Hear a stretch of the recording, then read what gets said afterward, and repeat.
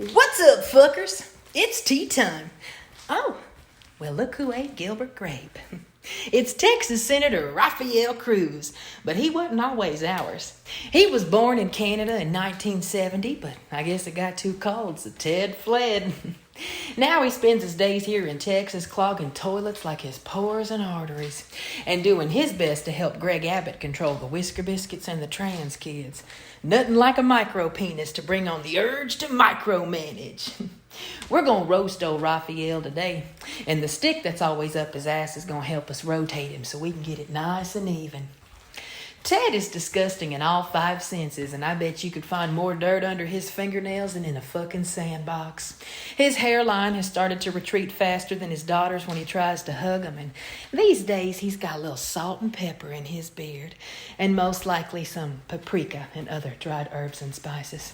It's the flavor saver. Although, judging by the scattered flakes on his feeble shoulders, it could just be scalp or beard dander.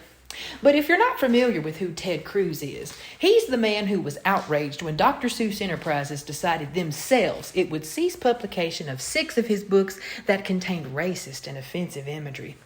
Ted was so outraged he began selling autographed copies of Green Eggs and Ham to fight back against the cancel culture mob that didn't exist, because again the company decided this themselves.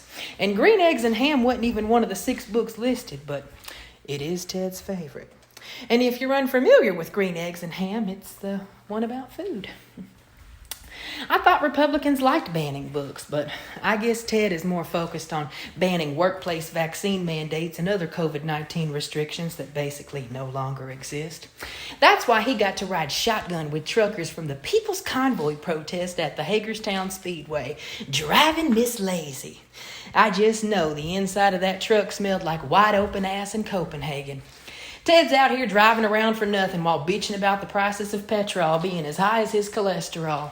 He had one hand in the air waving to the patriots, and the other resting meticulously in the canal of his moose knuckle. When they got to Washington, he addressed the crowd and started speaking about how men and women just want the government to leave them the hell alone.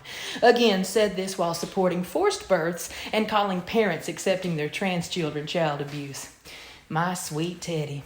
Making $125,000 for signing Dr. Seuss books, Miss America waving in big trucks, leaving your constituents hanging like dingleberries for Cancun.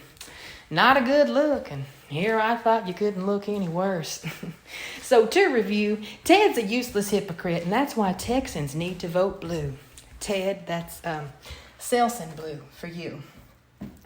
I want everybody to have a great fucking day unless you don't believe that pigs can fly to Cancun.